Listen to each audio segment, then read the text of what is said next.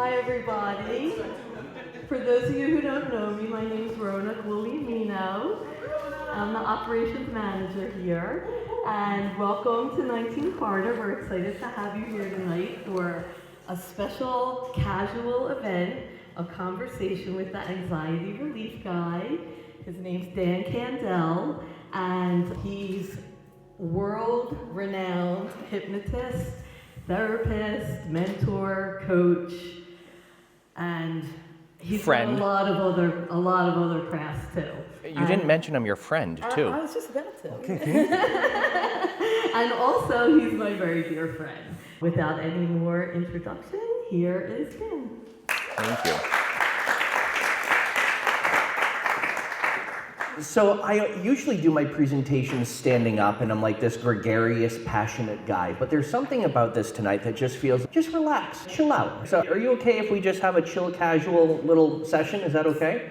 Yeah? All right, perfect. First, I'll just say this. Clap your hands if over the past 2 weeks you felt stressed or anxious. Good. If you haven't clapped your hands, you've been dead for a week.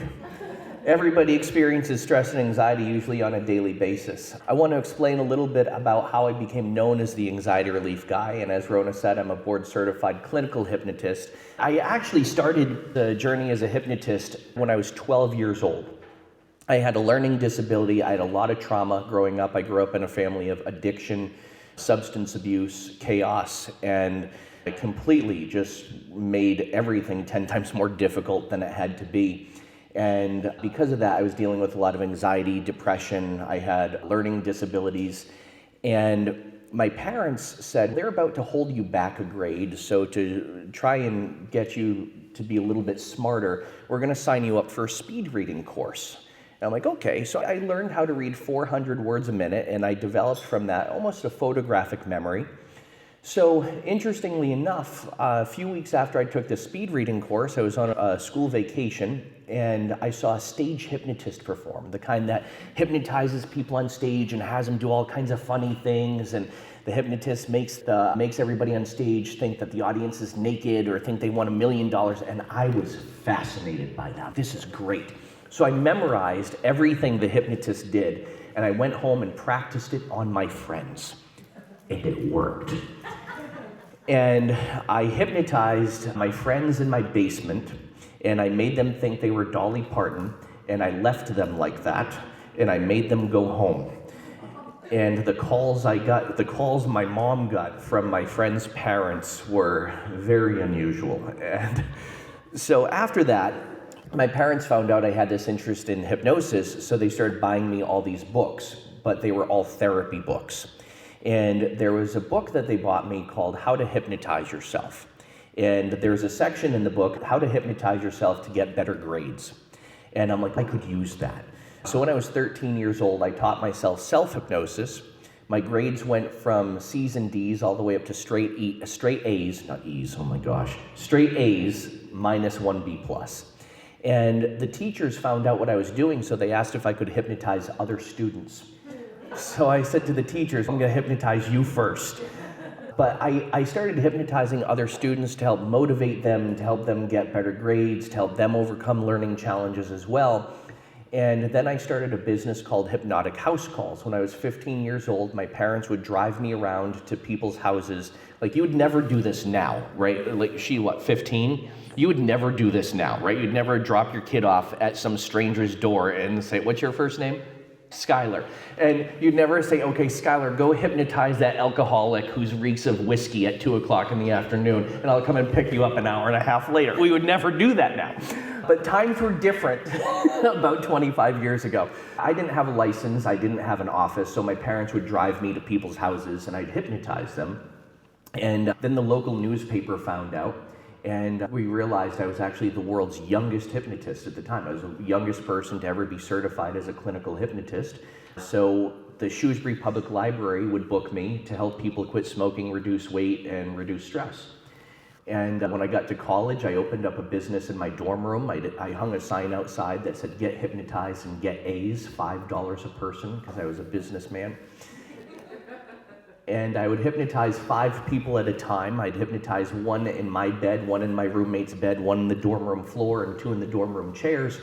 And my roommate didn't know what was happening when he came in one time. I was in the middle of a session. He just saw all of these people in the dark, and he sees me in a microphone going, deeper and deeper. And he had no way. He thought that there was an orgy going on. He didn't know what was happening.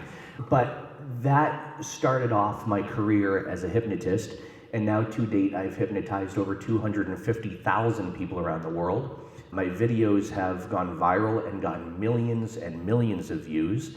And I've created all of these online programs and written several books about how to reduce stress and anxiety.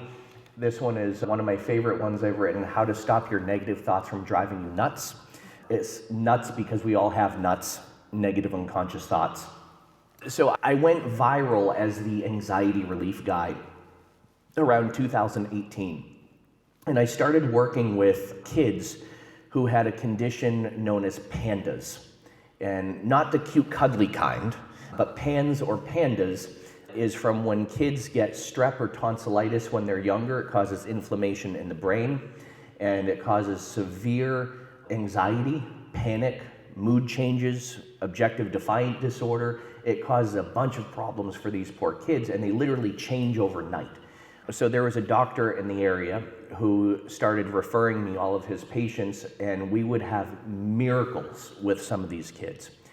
And I started to get very busy because I became known. The doctor said to me, "You're like the anxiety guy." And I said, "No, that sounds like I give people anxiety." And he said, "You're right, you're the anxiety relief guy." So after that, I became world known as the anxiety relief guy, and now I travel all around the world. I've gone on world tours. I've taken my presentations to Australia, to Latin America, all over the place. Some places are better than others, but now I'm here in Berlin for all of you people. Upgrade? I think so. So is it okay with you if we talk a little bit about anxiety? I'll teach you some stuff that you can use, actual practical stuff that you can use in your everyday life that is similar to self-hypnosis. I'm essentially going to teach you some self-hypnotic methods. And then what I want to do, I want to bring people up here and work with 1 or 2 people in real time so you can see what a session is like with me. Is that okay? All right, perfect. Only thing that you have to know, if you do come up here, I do work with a lot of content free. So I'm going to ask you some questions, but I'm going to ask you to I'm going to ask you not to trauma dump, okay? Because then we trauma bond. And trauma dump is where you just spill every nasty thing that's ever happened to you out all over everyone. And I always tell people, I'll go first. My mom told me when I was 6 years old, "You're the reason why I drink." and so we acquire a lot of trauma, and that's the reason for a lot of us, for a lot of the anxiety that we have. And now I specialize in working with not just anxiety, but I specialize in working with adult children of alcoholics. I have a practice in Marlborough, literally about 10 minutes from here. And then I see clients over Zoom, and I do trainings and groups and everything like that. And that's a little bit about me. So thank you very much, everyone, for coming out tonight. And I'm super excited to work with everybody. You ready? All right, perfect. All right. So first, I want to explain anxiety probably in a way that it's never been explained to you before. Anxiety, the way I approach it, is not a mental health condition. Anxiety is a feeling, it's an emotion, and it's a learned pattern, a habituated behavior. And here's what happens. There is this bug that is flying around that's causing me anxiety right now. But here's what happens. There's usually what we call an ISE, an initial sensitizing event. And it's usually a one-time thing, almost like a traumatic event that happens that triggers an anxious response. And then our brain records that, and it says, hey, this can keep you safe or it can keep you out of trouble, and then it generalizes anxiety, and it becomes a habituated pattern. What most people do is they just let that pattern run on autopilot, and it becomes a function of the subconscious mind. There's 2 parts of the mind. There's the conscious mind, which is the very logical, analytical, critical part of the mind, and then there's the subconscious part of the mind, which theoretically stores every single thing you've ever heard, seen, felt, done, experienced, learned, read, smelled, and tasted. Based on all of that information or your perception of your experiences, it composes your beliefs, behaviors, habits, feelings, sensations, emotions, personality, programs, and thoughts of sorts. So what I do as a hypnotist, I help you change your mind about something. And I do so by helping you take control. When you heard the word hypnosis, did anyone freak out a little bit? What is this guy gonna do? Yeah, I totally get it. I was like, he's gonna invade my mind. So what I use hypnosis for is not to control people, but to help them take control back over a part of their lives that they feel is out of or beyond their control. I also practice provocative intervention and provocative therapeutic transformation. I'm aware of who is in the audience. I will do my very best to tone it down a little bit tonight and not get that provocative. I have a therapist a licensed therapist that works for me, and there's another friend of mine, he works a couple doors down. And it's funny because he'll walk by my office and he'll come by after I have a client. He goes, "What were you saying to those people?" I'm like, "Oh, don't worry about it. It works. And I said, you know, what I do, I give them anxiety and then I take it away. So I'm not going to cause any of you anxiety tonight. I'm just going to teach you how to manage it and how to take it away. So anxiety is a learned habituated pattern of behavior. And that anxiety, it doesn't just live in our subconscious mind, it lives in our nervous system and it lives in our body. So one of the first things to do is to recognize how you know when you're feeling anxious. Who wants to go first? Who wants to describe how they know when they feel anxious? Yeah, go ahead. Sometimes I start to have lots of breathing. Yep, deep, shallow breaths, yep. And I start to just feel like I have no control over my body. Yeah, no control, right? How would you like to have control back over your body and over your breath? That'd feel pretty good, right? Now, I'm going to teach you a couple of exercises that can actually help with this, that actually do what's called nervous system stimulation. Here's the thing, though. When we are in panic or anxious mode, we forget to do this sometimes. So here's what I'm going to ask you to do. I'm going to ask all of you to practice these things I teach you, because they only take less than 60. Everything I'm teaching you tonight takes less than 60 seconds. Sometimes when you do it, if you're really anxious, it can take around 3 minutes or so. But everything that I teach you takes under 60 seconds usually. So there's something that we do that's called the physiological sigh. And the physiological sigh is a way for you to take control and regain control over the physical feelings of anxiety. So you can still think all of the what if feelings or all of the what if thoughts. What if this happens? What if I'm having a heart attack? What if that happens? You can still think all those what if thoughts, but the feeling is not going to bother you. You're not going to be able to, we're going to pull the energy out of that feeling, okay? Skylar, you said, right? Perfect. Thank you for sharing. Anybody else want to share about how anxiety feels or how you know you're anxious? You don't have to be anxious right now. You're smiling at me. So you're going to go next. I'm going to cause you some anxiety. How do you know when you feel anxious? I can't really describe it. It's just like a feeling that I get. And I don't have breathing issues or anything like that. I just say, oh, I can tell I have anxiety. But Yeah. I can't describe Can physical manifestation. Can I try and describe it for you? Is that okay? On edge, almost like you're waiting for the next shoe to drop. Almost like you're anticipating something happening, or you're anticipating yourself feeling anxious, and you're like, oh shit, what happens if I get anxious about this, and what happens if I get anxious here? Kind of like that? Yeah. Okay, perfect. Can anybody else relate to that, by the way? A feeling of like on edge? Yeah. Everybody raises their hand. Yeah, we're on edge. How about what Skylar had said with the breathing? Does anybody else get physical symptoms of anxiety?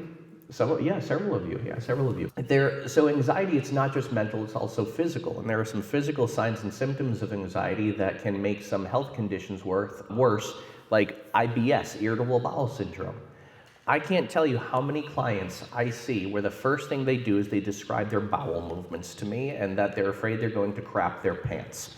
And I'm like, thank you for sharing that. I appreciate that. But you know what? It's a safe place. And everybody does this. These are common fears that everybody has. It's just they don't have to hold you back from doing things. So let me teach you something called the physiological sigh. This is actually something I taught on national TV about 2 years ago. I did a series of presentations for this television production company. They own 180 TV networks. And they hired me to talk to all their CEOs and executives because it's a very stressful job. When you're working with the producer of the Dr. Phil show, that's a stressful job. And so they hired me to go in and teach some of these people and producers how to manage and handle their stress and their anxiety. So after I did that, they said, oh, this guy, we're going to put him on TV. So they put me on some TV shows and stuff like that, like news channels and health and wellness programs to teach people how to manage their anxiety. So this is one that I taught on television about 2 years ago. Here's what it looks like. Ready? I'm going to show you. So that way I'm going to go first, okay? So here it is.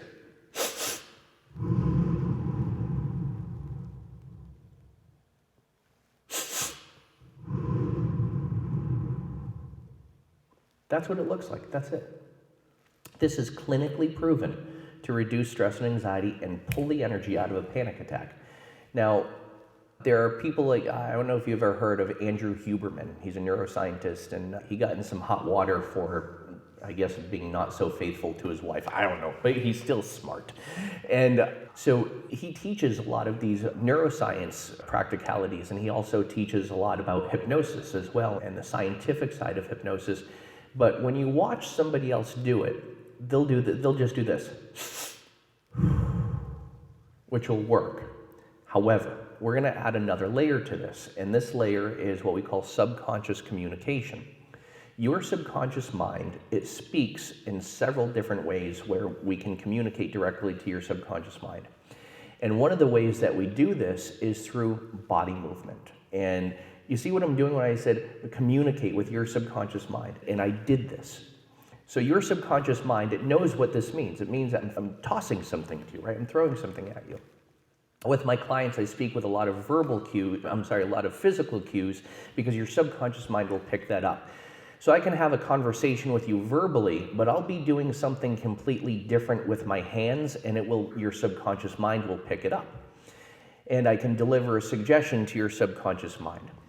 I can also mince words and insert a suggestion. For example, today is Tuesday, which is Wednesday's yesterday and Monday's tomorrow. And as you try to figure that out, you might be thinking about maybe a color that will pop into your mind. A color, my favorite color as a child was the color orange. You might begin to think about the color orange, but the color orange is not just a color, it's also a fruit. I wonder if there are other fruits that are also colors. You might begin to realize how easy it is for you to relax as I talk to you tonight. What I just did there is used a subconscious communication exercise. Now, for those of you that just picked up your coffee or your tea and sipped out of your coffee and tea, it means what I said, and several of you did it. What that means, it tells me that what I did just struck a nerve, and you're like, he's doing something.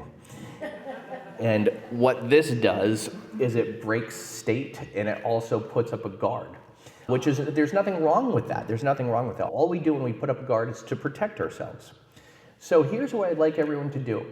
When we do the physiological side, if you practiced this 3 times a day, when you're not anxious, I can guarantee you, your general stress level will go down, your general anxiety level will go down, and you'll also sleep better. Because what you're doing, you're taking the edge off. And that's exactly what this does. It takes the edge off, and it stops that pattern of panic, stress, and anxiety. Because remember, anxiety and stress, it's a pattern, and when we stop that pattern, we send it on a detour. It cannot move forward. It has to collapse and go backwards. So what we're going to do, I'm going to have everybody in a moment do this, and I'm going to have you push the breath out with your hand, and I'm going to have you watch your hand. And when you blow that breath out, we're going to do it slowly. It's going to be almost like very Tai Chi, okay? The reason why is because something right here, right? Stress and anxiety right here is very strong. Something that's right here, it's in the forefront of our mind, it usually means it's very strong. But something out here is not as strong, is it? Because then it's over there. So we're going to symbolize to our subconscious mind, we're pushing the stress and the anxiety away. We're pushing it over there so it can't be as strong, okay? So I'm going to do it first, and I'm going to have you all do it with me, okay? So I'll go first. Here we go.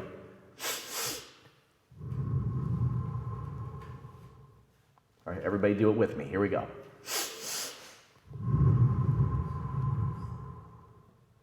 Do it one more time.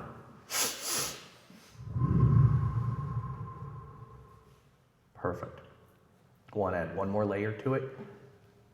In your mind, count 5, 4, 3, 2, 1.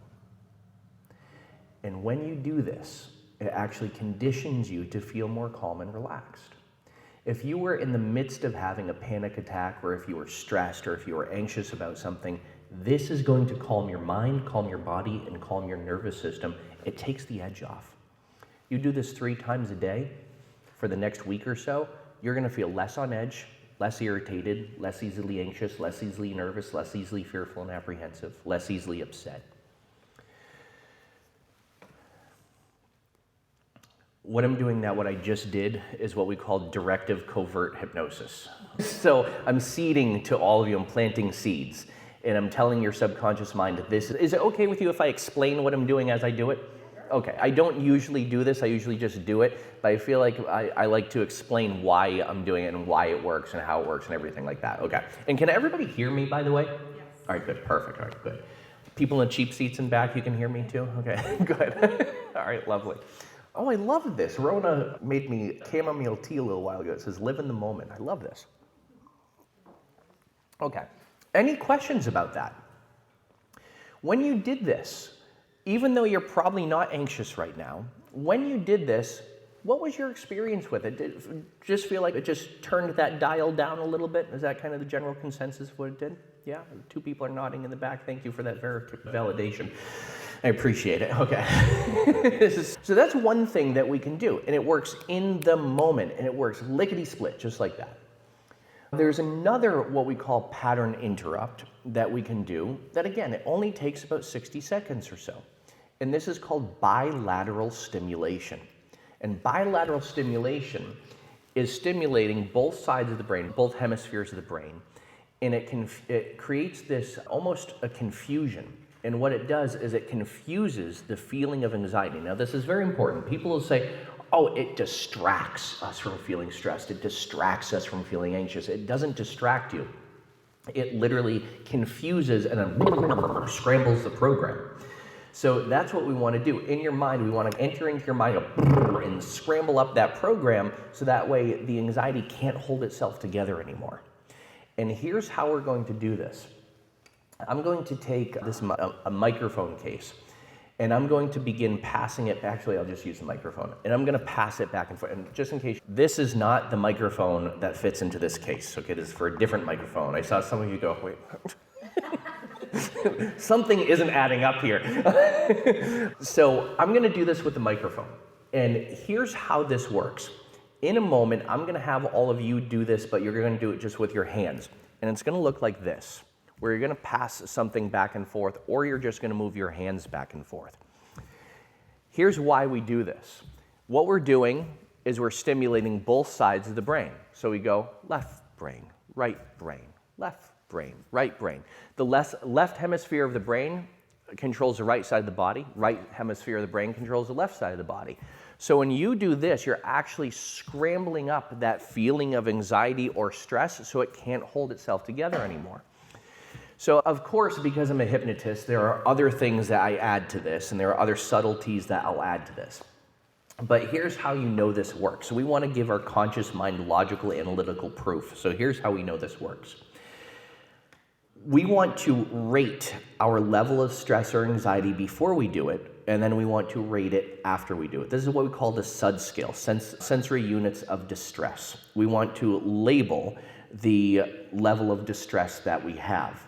So here's what I'm going to have everybody do. Like I said, sometimes I give people anxiety so I can take it away. What I'd like for you to do is think of, just for a moment, I'm going to make everyone feel a little uncomfortable for a moment. I'd like you all to think of something that makes you feel uncomfortable, anxious, or stressed. I'll give you a couple examples. Think of your ex. Think of your least favorite political candidate. That's a big one for people, I know. Think of some of the division in this country that's happening right now. Think of some of the insecurity that's happening. Think of watching the news and seeing nothing but absolute destruction. Think about going to the grocery store and forgetting what you needed and forgetting something. You get home and you realize, oh my gosh, I just forgot it. Think about losing your keys, or think about rushing to be somewhere because you're going to be late.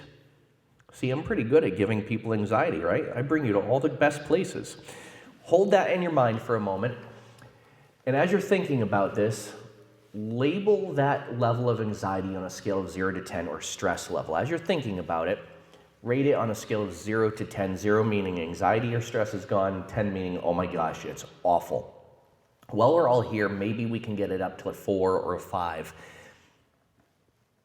Notice what number it's at and see if you can boost it up by one number, by 1 point. Just see if you can boost it up just by one more point. And you can, just by thinking about it. And if you can boost it up, you can also knock it down. You're in control over it, even though you don't realize it. Your thoughts influence your feelings, sensations, and emotions, which influence your behaviors, actions, reactions, and responses. So what you think about turns into emotions, feelings, and sensations. What you feel or sense turns into behaviors, actions, reactions, and responses. So now notice, how am I feeling anxious? How am I feeling stressed? Notice how your mind and body is doing it. It could be a worry, it could just be ruminating on something, it could be thinking of somebody that you saw on TV or online that really pissed you off. And now, what I'd like everyone to do is do this. Put your hands out like this, perfect. And just start moving your hands back and forth like this in kind of a fluid motion. Awesome. And now watch your thumbs just with your eyes. Watch your thumbs just with your eyes, moving your eyes back and forth as you move your thumbs back and forth. Great, excellent, just like this. And now slow it down just a little bit more. So it becomes very sing-songy, very rhythmic, back and forth, left brain, right brain, left brain, right brain. And slow it down one more time. That's right. Perfect. Wiggle, shake it out, and physiological sigh, breathe. Here we go.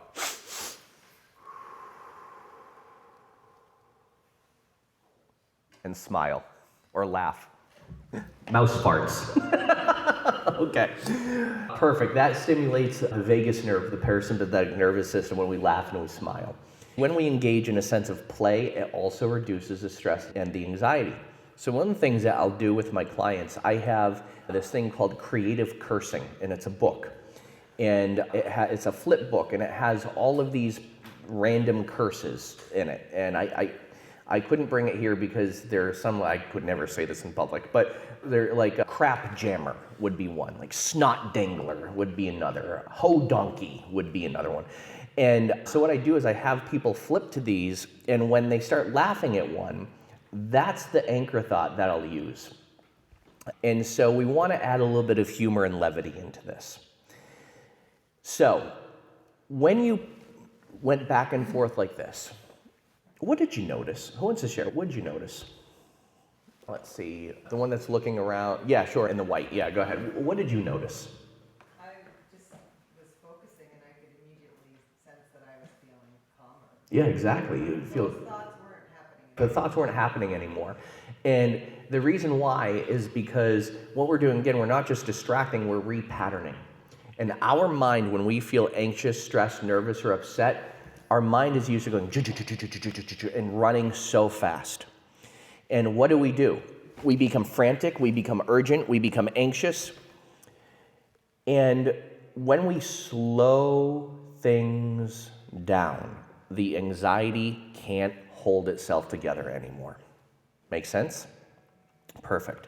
So now you know two things that you can do anytime, anywhere, that nobody will even know that you're doing anything. The only time I don't recommend doing the bilateral stimulation is when you're driving.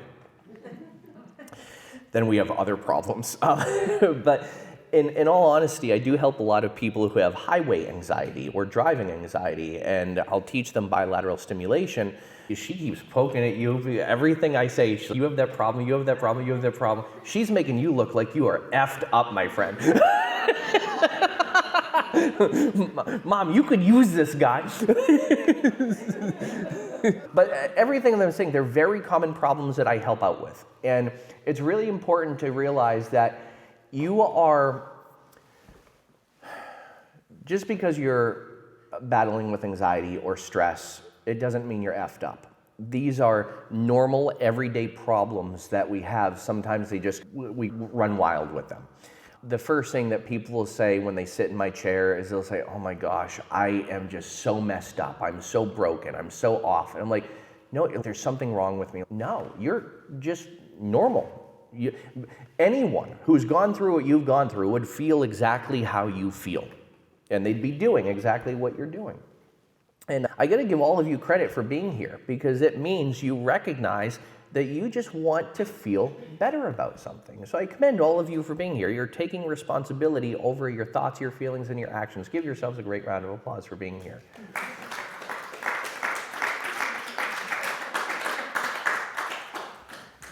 So now you know 2 ways that can help you reduce your stress and anxiety in the moment. Bilateral stimulation, you know the physiological side. I pulled one over on you. I mixed them together. And when we combine 2 techniques, it's called pyramiding or stacking. When we stack 2 techniques, we get a super effect where it really just helps us just calm the F down, okay? So, a bunch of people said that they want to see what it's like to do an actual session with me. Let me incentivize you a little bit. If you come up here and you allow me to demonstrate something on you, and again, I promise you, it's not going to be stressful, it's not going to be anxiety producing, it is going to be calming, it's going to be relaxing, and we're actually going to change some shit. The sessions that I do with people, I'm known as the rapid relief guy, so other therapists come to me for training so that I can help other therapists help their clients with their anxiety, their stress very quickly, so they don't have to go through years and years of therapy. Because, and I'm a big fan of therapy, I just don't think therapy is good for every single problem that people think it's good for.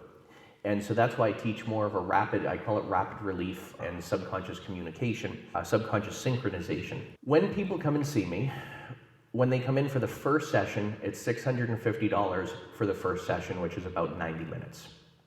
Then depending on what your needs are, we either go on a session-by-session basis, and it's $350 a session after that, or I sign you up for a program where it's a combination of group, individual, and like an online support program. So I'm going to incentivize you. When you come up here and you help me demo, and you help me show, you're going to be an example, a positive example of the type of work that I can do that all of these people can do for themselves, it's going to be the equivalent of about a $350 session. Because in my $350 sessions, we're doing a lot of the rapid relief. The other thing that you're going to get one of my books.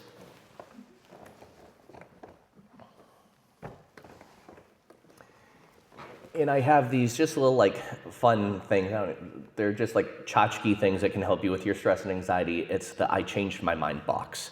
So you get one of these as a bunch of change my mind shit. Because we all reserve the right to change your mind, and that's exactly what I'm helping you do. I'm gonna help you change your mind. Who would like to come up here and just do, but you have to be 18 or older, sorry, because I know, I'm gonna mind fuck you a little. So, sorry, not to, shit. This is why, okay. In the white, come on up, all right. Give this person a great round of applause as they come up. Perfect. All right. How are you? I'm fine, thanks. Excellent. I'm great. I just want to let you know also this is being videotaped, okay? But don't worry, we're not, like I said, we're not going to trauma dump or anything like that, okay? I'm going to give you a little microphone just to clip on, okay? And if you want to clip that on your sweater, the only thing we just want to make sure of is that you don't forget that and walk out the door with it, or else it will record all the conversations you have in the outside world. We don't want that. Okay. Did you walk the dog? Did you walk the dog? Exciting. Did you unplug the iron? Did you turn off the stove? That kind of stuff. Okay. And what's your first name? Kate. Kate. Okay. K-A-T-E or K-A-I-T? K-A-T-E. K-A-T-E. Okay, the right way. Okay, good. Correct. Kate, if I could help you with one thing tonight, what would it be? I would say anxiety about getting sick. Anxiety about getting sick. So health anxiety, this is a fun one. This is one of the most common things that I see people for is health anxiety. Tell me, about when did it start? I was probably a child. Okay, all right, so a kid. Is there anything that you can remember triggering it or initiating it? Nope. Has it gotten, and she said, no, has it gotten worse as you've gotten older, or has it gotten better and more manageable? It got better for a while. Good, okay. Since being a parent, I Yeah. would say. Yeah. There was something that triggered it Got it. again. Yeah, there was a, you don't know what that was, right? Oh, I do know what it Oh, was. you do know what it was, okay. Do you feel comfortable sharing it? I have a child with a chronic illness Okay, a child with a chronic illness. who is sometimes hospitalized. Okay, all right. And so is it a fear of you developing an illness? Not necessarily like a severe illness, is sometimes getting sick when you need to keep it together You and need you to be can't functional. rest. Yeah. Yeah, okay. And then if you get sick, is what's going to happen to my child if I get sick and... Who's going to advocate? blah, blah, Exactly, blah. exactly. Yeah. Right, okay, perfect. How would you like to think or feel instead? Chill. Chill. Yes. See, thank you, Kate. All right. So, Kate, you want to feel like chill, all right? Here's why you can't, all right? I'm just going to describe why you can't for a moment. When we grow up, we learn that relaxation is unsafe and it's bad. When we're kids, when do we get to relax? Sleep. And when we're sick, right? Yeah, we relax when we're sick, right? You're like, nope, I relax. No. Scarlett's like, But we usually realize that if we're relaxing, we're not being productive. We also realize that if we relax, we let our guard down, and when we let our guard down, it's unsafe. And you have a benefit for not getting sick is because you have to be a caretaker, and you have to be the one that people rely on. When you were growing up, was there somebody else that you were taking care of? Just my younger brother, but not Not significantly. like that, yeah, okay, all right. And I don't want to know what it was, but when you were growing up, did you have any trauma? My parents got divorced when I was Okay. really young. Yeah. That's really the only thing. Okay. When we're younger and something happens like a divorce, we tend to internalize that. If it happened before the age of 12, we will usually internalize that and we'll take full responsibility for things that are not our fault. You were 2, okay. So we don't have what's called a critical factor from the time we're born to the time of about 9 or 10 years old. The critical factor is our judgment. And so whatever happens before the age of 10, 11, or 12, we're in this constant state of hypnosis or absorption where it's, oh yes, that. And we're absorbing the beliefs, the attitudes of other people. And you probably have all these fucking beliefs. You probably have all these beliefs that aren't even yours to have, right? Well, yeah. Yeah. And you're probably trying to accept responsibility for things that aren't even really something that you could be wholly responsible over, like getting sick, right? Mm-hmm. Okay. So, what's the benefit of you not really worrying about getting sick? Oh, a whole lot of time Oh, back time. in my life. Yeah, time back in your life. Because this is pretty time consuming for you, right? Okay. So, what we're going to do, we're going to do some parts work. Is anybody here a therapist, by the way? Like, don't look at me. So there is something called parts work or internal family systems, and because I'm lazy, I do a very abbreviated yet very effective version of it. And we're going to unite these two parts that are not playing well together in the sandbox, okay? So I'm going to explain parts to everybody, and you can all go along with this in a couple of minutes. And so I'm going to demonstrate on Kate, and then I'm going to teach all of you. So, in full disclosure, I had no idea this is what we were going to do. I really don't. And this is exactly how I work with my clients. I do an integrated, client-centered approach. I literally have about 5,000 techniques and strategies, because remember, I have a photographic memory, and sometimes it's a curse and a blessing. But I have all of these things that rattle around in my mind at any one given time when a person sits down and say, okay, this is what makes me anxious, and as I ask them some details about it, I'm filtering through, okay, this will be good to do with Kate, this will be good, nope, not that won't be good to do good with Kate. So I'm filtering through these things. So this is just like a real session. I have no idea I had no idea what I was going to do with you until I actually started asking you questions. The cool thing is most of you can apply what I'll be using to work with Kate, okay? So here's how parts work. We all have different parts. You probably have heard before, maybe even said to yourself, oh, part of me wants to do this, but the other part of me wants to do this, right? Part of me feels this way, the other part of me feels that way, right? Mm-hmm. Okay. Here's what happens. there is a part of you that is sabotaging you right now. It's keeping you tense, anxious, frustrated, doubtful, upset. What do you want to call it? Do you want to call that part anxiety? What do you want to call that part? Brat. Yeah, we can call that a brat, right? So you want to call that brat. So that bratty part, okay, perfect. And that bratty part, believe it or not, it's trying to do something for you. It has a positive underlying intention. Kate, just take a wild guess. What do you think that bratty part is trying to do for you? To get me to focus on something specific. Okay, to get you to focus on something specific. Why would it try to get you to focus on something specific? To process it, deal with it, move on. Process from it, deal with it, and move on. I'm going to put one other thing. Is it okay if I kind of lead you along with this? Okay. Yes, I find this intimidating. Oh, this is perfect. This is even better. So that brat part is there to keep you safe, right? It's there to prevent you from making reckless decisions that could make you sick.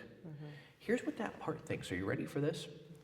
That little brat part, it literally thinks if Kate lets her guard down, she is going to make reckless decisions. She's going to go out. She's going to lick a toilet seat. Remember when people were doing that? She's going to lick a toilet seat. That's literally what that brat part thinks. And she's going to put herself in unsafe situations so she can't be there for your son, you said? Daughter, I'm sorry. So she can't be there for her daughter. So that brat part is trying to keep you safe by preventing you from making reckless decisions that could otherwise harm you and harm your daughter, right? That's what it's doing. There's another part of you, this part of you that you want to feel more of. You said you want to feel like calm, zen, not careless, but just like, what would you call that part? I think the Zen is good. Zen, yeah, Zen. Now, right now, those two parts, would you say they're working for you and with you, or are they working against one another and against you? Well, the Zen works for me. Well, I guess they both work for me. They It just both work- depends on Right. how much space you give them. Exactly, yeah, but right now they're not working together though. Correct. Because if they worked together, you could be zen and calm and keep yourself safe without being overly anxious about it, right? Wouldn't that be the ideal situation? Yes. Yeah, to get out of your head and into your life and still keep yourself safe. So what we're going to do, and that zen part, by the way, it's also doing something for you. You know what it's doing for you? Keeping me calm. Yeah, keeping you calm and keeping you safe. It's doing the same. It has the same positive intention as the brat part. You know why? Because when you're calm and when you're zen, aren't you making better decisions and you're actually more able to keep yourself safe? Yeah. But when that brat part takes over, your mind is going, right? And that's when, by the way, when we make decisions from a place of stress and anxiety, what we're really doing, we're making the same quality of decisions as if we were tipsy or drunk. They're not very well thought out, right? So what we want to do is kind of give that brat part, we want to sober it up a little bit. And we want it to also work with you and for you, and also with that zen part, so you can still do what you need to do and still be calm about it without constantly worrying about what happens if I get sick, right? Okay. Here's how we're going to do this. This is pretty cool. You ready to do some inner work? Sure. Okay, cool. And this is actually going to be one of the most interesting things that you've done all day. Here we go. Don't worry, I'm not going to fuck with you, okay? I won't be like clucking like a chicken. No, you later. won't. No. So you're actually going to be completely aware of everything that's going on. The reason why I play the music is just to drown them out, okay? Because they're noisy, distracting people, and I don't want them to distract you. That's the only reason why I play the music. Is it okay if you turn your chair towards me a little bit so we're facing one another? Great, just like this. Now, this is what makes me anxious. I hate my profile of you because my nose looks like it's like this big and my face looks fat. So I hate my profile of you. So I'm doing this just for you, okay? All right. Here we go, Kate. What I'd like for you to do, put both of your hands out just like this. Great. Which hand would you like to put that brat part in? This one, okay? The left hand, right? Okay. we're mirror. Sometimes it's hard for me to tell my right from my left when we're mirror image, and which means this is the one that the Zen part is going to be in. Perfect. Okay. I'm going to explain this just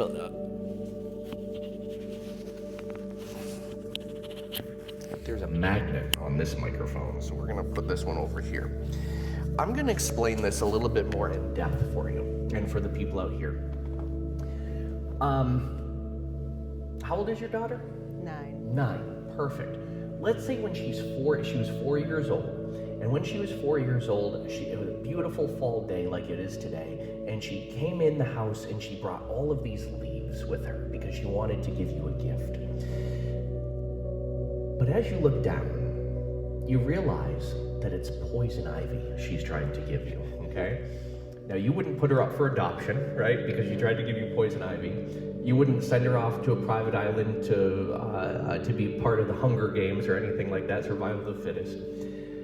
Because she wasn't trying to give you poison ivy to harm you or hurt you. Why was she trying to give you poison ivy? She was trying to give me a gift. Trying to give you a gift to show you that she cares, right? And what you probably would do is get down on her level and you'd first thank her, right? You'd say, thank you for trying to give me this gift. And then you'd let her know the truth. You'd say, the thing is, these leaves, they can actually harm us. They can hurt us. And so you bring the leaves in the trash, you throw them in the trash, and you put pink magic lotion on her hands and on yours, so that way you don't itch. And you say, I'm gonna bring you out to the yard, I'm gonna show you which ones are the right ones to pick. And you show her all the colorful leaves that fall off the trees, and you show her some like the mums and stuff like that are outside, and all those nice wonderful fall plants. So about a half hour later, she comes in and she brings you the mums and this beautiful bushel of colorful leaves, and you praise her, right? Because she listened to you, right? The reason why that brat part is still trying to control you is simply because you're living in resistance of it. And instead of resisting it, it actually needs acknowledgement, just like your daughter would need when she does something, even though she might not be going about it the right way, she's still trying. So we need to give that part acknowledgement, love, compassion, and support. And then we're going to bring that part together to form an alliance with the Zen part. You know what we're going to call it? Compassionate awareness. So that way you can be aware of everything that you're doing without the anxiety. That sounds pretty good, right? Excellent. I'd like all of you to think about what your 2 parts would be, okay? Think what your 2 conflicting parts would be. It might be anxiety and confidence, or anxiety and calmness. It might be those internal thoughts, and it might be mental peace or inner peace. Think of what your 2 parts might be. All right, here we go. What I'd like you to do, just for a moment, just close your eyes. We're just gonna play, okay? And Kate, I want you to direct your attention to that brat part. And in your mind, imagine that it could take form. It could present itself to you. It might seem like a cartoon character, a shape, a color, an image, or a symbol. If you could direct your attention to that, what would it look like? How would it present itself to you? I don't know, I guess a big germ or something. A big germ, right? A big germ, like one. Remember those like big COVID germs something like that. Yeah, okay. There used to remember the COVID I'd car. like to do like a pile of poop. A pile of poop. Let's go with that. That's kind of going with your potty talk. Yeah, it is. But that's going to be the germ is fine. That's going to be the name of my next presentation: Potty Talk with the Anxiety Relief Guy. Okay, I love it. Perfect. So in your mind, just imagine that there's like that pile of poop in your hand, and imagine though that it has eyes, and imagine almost like it's the poop emoji. Can we do that? So it's kind of like funny, cutesy. Okay. I want you to do, in your mind, not out loud, just in your mind, say, I hear you, I see you, I feel you. Thank you for trying to protect me. I appreciate you for trying to keep me safe, but you've been going about it all wrong. You've been keeping my life small, you've been keeping me worried, you've been keeping me overly proactive, so I can't show love to the people I need to show it to. I can't even take care of myself as much as I should because I'm spending so much time worrying because of you. So I need you to agree to work for me and with me instead of against me. And the only way that we can do this is to form an alliance with that Zen part. Of course, Kate, that brat part, it doesn't want you to be stressed and depressed and anxious, right? It doesn't want that for you. It just wants to keep you safe, right? Perfect. So now ask it if it will be willing to join forces with that Zen part to keep you safe in that way. Ask it and let it know. Let me know what it says. Does it agree? Good, perfect. Direct your attention over to your other hand. Direct your attention over to the Zen part. And as you do, say, I hear you, I see you, I feel you, I love you, I respect you. Thank you so much for trying to keep me calm. I need more from you. I need you to show up more in my life. And we're gonna do this by helping you integrate and form an alliance with that brat part. Now that Zen part, how does it show itself to you? Like a tree of life. A tree of life. Excellent, I love that, perfect. Now here's what we're going to do. In a moment, I'm going to kind of guide your hands a little bit, and in a moment, I'm going to put both hands out so that way they're not on the arms of the chairs. Perfect, just like that. And I'm just going to turn them just like that. Perfect, excellent. So we have the brat part in one hand, and we have the Zen part in another. Now it's time that these two parts integrate to form an alliance, so that way you can be peaceful and zen and calm and keep yourself safe without the unnecessary anxiety, without the unnecessary fear of getting sick. So one part is in this hand, the other part is in this hand. In a moment, I'll say go. When I say go, these two hands automatically, you're not going to force it to happen, it'll happen automatically. When I say go, these two hands are going to move in closer and closer together until they touch. And they won't move in faster or slower than those two parts are able to integrate and hash out their differences. Go.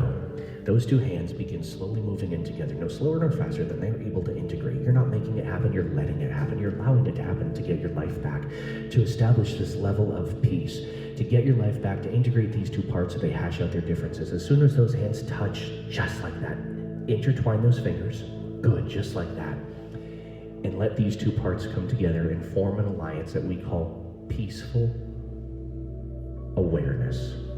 So you can be aware and peaceful all at the same time. These hands right here, just bring it up to your chest and allow this new part of peaceful awareness to go into your chest.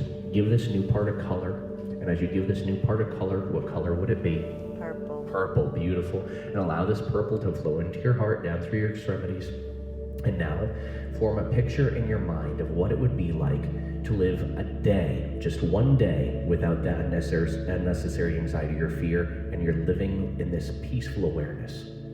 Form a picture of thought in your mind of what it would be like to spend an entire week in your life without that unnecessary anxiety, and instead you feel this peaceful awareness. One more. Think about what it would be like to spend an entire month in your life completely free from that unnecessary anxiety, and instead you feel this peaceful awareness. You'll be able to be present, proactive. You'll be able to be the advocate that you can be without being anxious, without being uncomfortable. And you just allow so much more greatness into your life. Take a deep breath in. Exhale. Excellent. And open up your eyes. Perfect. All right. Feel good? Yes. That was pretty good, right? Yeah. Did you forget that they were there? Yes. Yeah, I did too. All right. Now, Kate, here's what's going to happen. Well, first off, what was it like when you made this thought in your mind of like living in this space for like a month where you're more zen, you're more proactive, you're more aware, and you're aware without the anxiety? What was it like to think about that in your mind? I was thinking of like a field on a sunny day, and then suddenly I was like running through the field. Awesome. Free. A field on a sunny day and you're running through the field free. What I want you to do is at night as you fall asleep tonight and for the next 7 days, recreate that image and step into it, actually float into it so you fall asleep like that. Here's why. As you fall asleep at night, your subconscious mind, it literally like comes out to play, and we want to give it something to play with. So every night as you fall asleep, I just want you to fall asleep to that image that you created tonight. Is that okay with you? Yes. Perfect. Give Kate a great round of applause.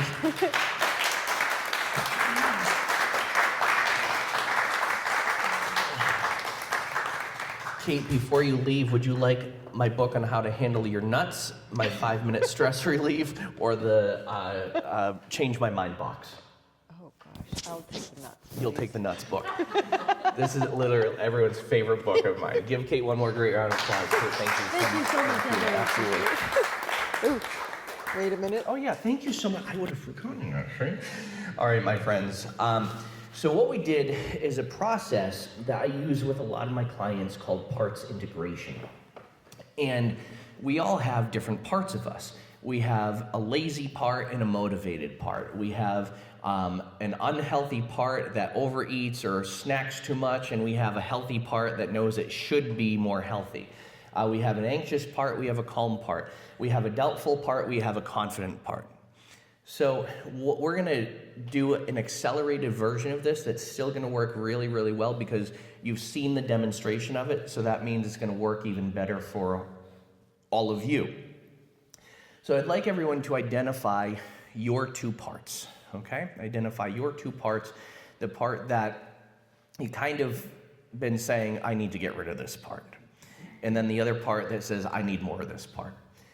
And understand that the part that you've been saying, I need to get rid of this part, we don't want to try and avoid it or get rid of it because what we resist will persist. So the more you say, I can't feel that way anymore, I can't think like this anymore, I can't do that anymore, the worse that's going to get.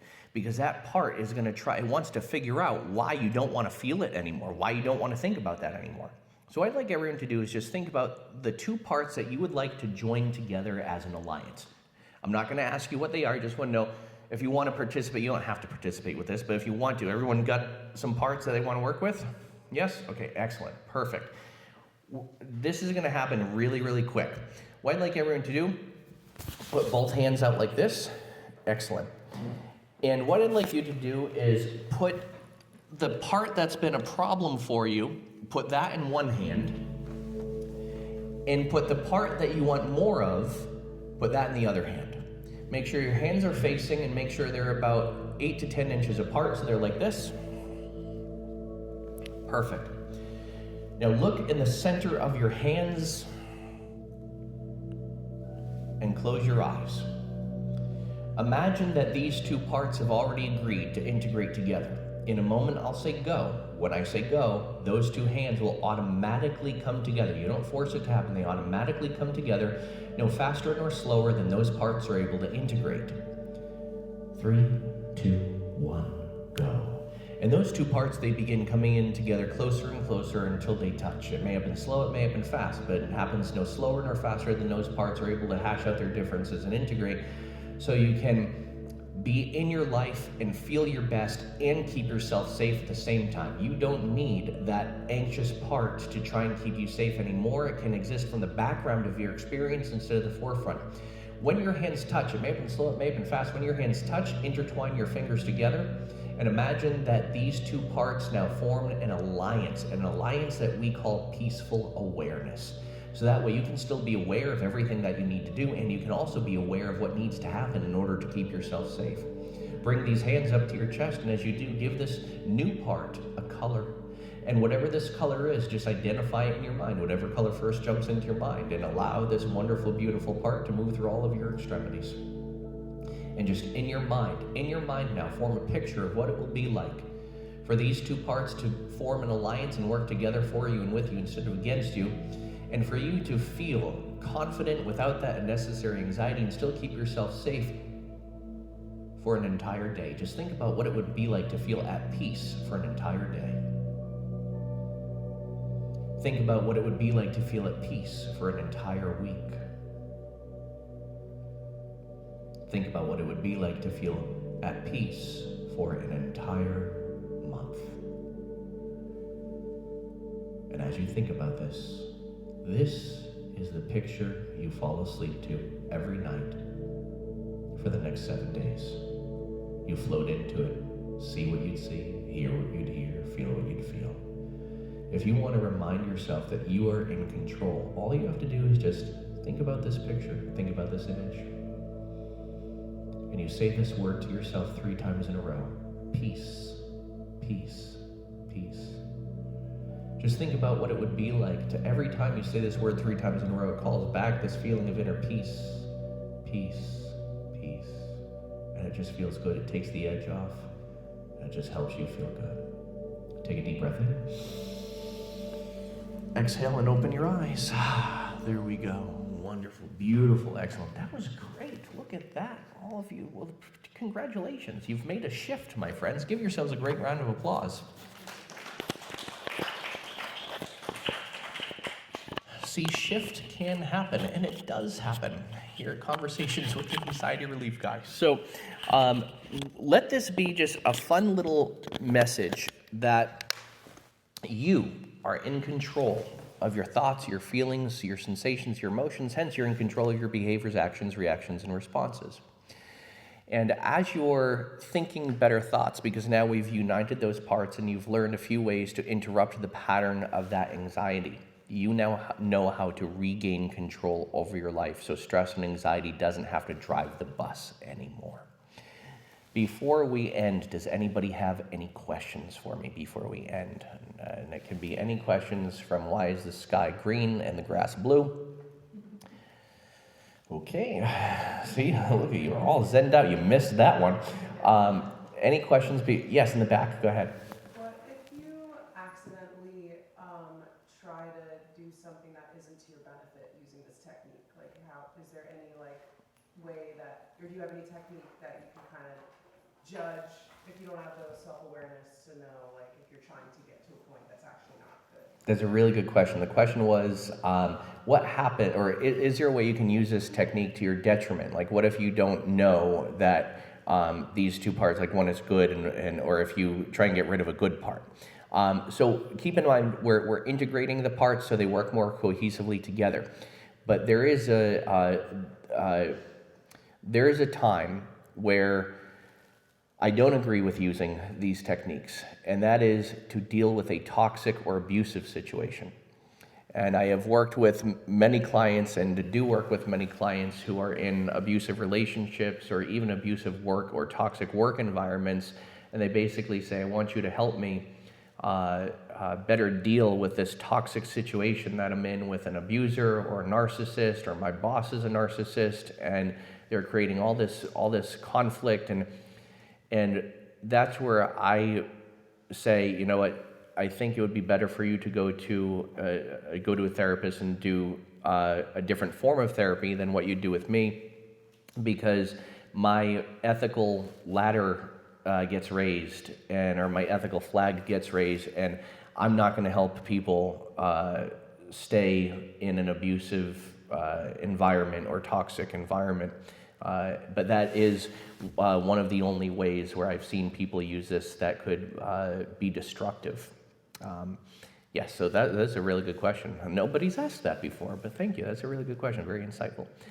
Any other questions about anything? I hope your questions, oh, go ahead. You looked like you were leaning forward. Private practice, do you have a card? Yes, I thought you asked if I have a car. I said, yes, I do have a car. Yes, I do have cards. They're floating around somewhere. I do have cards. And if you just type in anxiety relief guy, not anxiety guy, that's going to bring you someplace else, anxiety relief. My name is Dan. I help you get what from anxiety? Relief, exactly. So I am the anxiety relief guy, exactly. So if you type in anxiety relief guy or my name, Dan Candell, and you can take a picture of that, of that screen. That's me.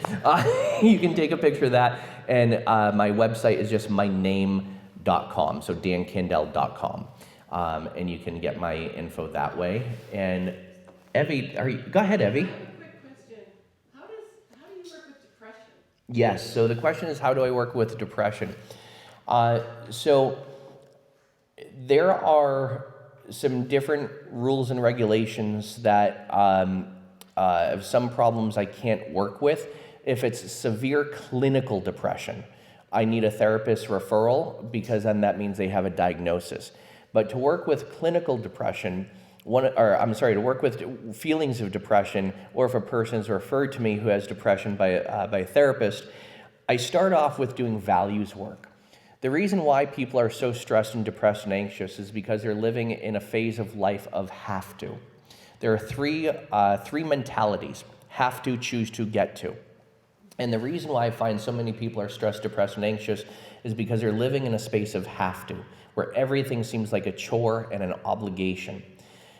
When we're living in a chore and an obligation, everything seems like, oh, I have to do this, I have to do that. That's where urgency is, and that's why people feel so stressed and depressed. So what I do, Evie, is I help them get to a place of choose to first, because then they're making choices, bless you. And those choices that they're making are very empowering. And when we are operating from a place of choose to, we're operating from a place of power, empowerment, and inspiration, and also flow. And then from there, they're usually feeling a lot better, so I teach them how to get to a space of get to. Get to is presence, it's gratitude, it's authenticity, and that's what I will honestly say right now. In my career, I operate from a place of get to. I only take clients that I am excited to work with. I only take on speaking engagements and workshops and programs and presentations that I'm excited to work with and that I feel like I get to do. I would not be here tonight if I didn't feel like I got to be here with all of you. That's one of the reasons why I started, that's one of the reasons why I stopped doing so many shows. I used to do 250 shows a year, comedy shows, stage hypnosis shows, and mind reading shows. And when I realized I didn't have to do those shows anymore, only the ones I really felt like I got to do. Like I did a mind reading show here about a month or two ago, and honestly, it was one of the best times I've had in months, and because I'm operating from a space of get to. And that's why, Evie, that's why I teach people how to do it. And it's a combination of values work, nervous system work, and identity work. One of the other reasons as to why so many people feel so stressed and depressed is because they have wounded identities. And so I do variations of what's called EMDR to help them heal identities. And we all have 4 identities: I, me, self, and you. And there's usually trauma around some of those identities, and that's why people are really depressed. People think depression is from what's happening now. It's not. It's actually a response and a reaction from what happened when they were younger, and something triggered that response or that reaction from today. So I help them heal the things that have happened a long time ago, which could have led to why they feel depressed or anxious today. And anxiety and depression they play very well together in the sandbox. So usually if a person is anxious for long enough, they're going to get depressed because a life of anxiety, it gets very confining and very small. All right. You're welcome. Any other questions? I know we went off on a tangent on that one, but any other questions? Perfect. All right. It means I did my job. Yes, sir. Do you have any comments on sleep? Yes. I'm so damn boring, I put people to sleep. No. So I have a program, it's called the Inner Peace Lab. And it's like a membership. And it's $11 a month. And as part of it, I have hypnotic sleep stories. And what it is, they're stories, it's like adult bedtime stories that I combine with hypnosis. And I use embedded hypnotic commands.